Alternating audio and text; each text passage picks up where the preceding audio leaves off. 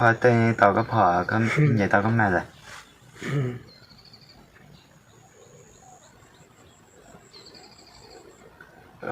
ขอต่อแล้วสิต่อมาเขาด้วยสิ几个人ต่อโอ้สาเก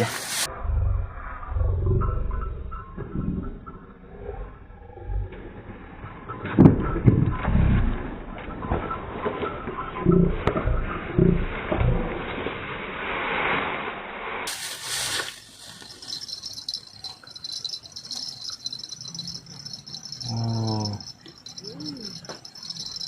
ตาหรอขี้ต่อจะกูมาขี้ดูนะครับนะรอรู้เย็นใหม่นะครับมาต่อ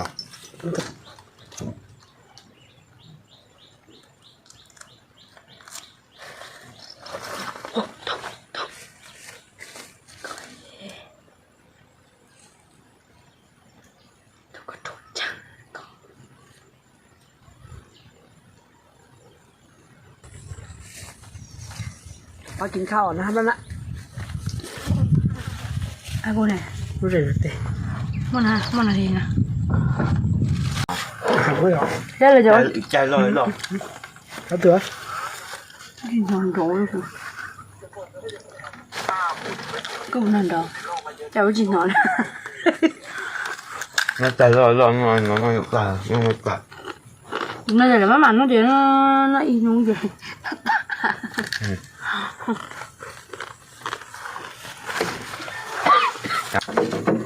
อยู่bên nào là đi vềอยู่bất gì à giúp con cô chú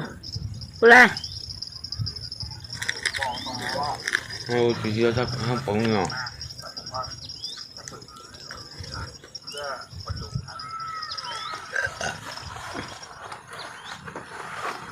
ai có tuổi rồi nó cũng có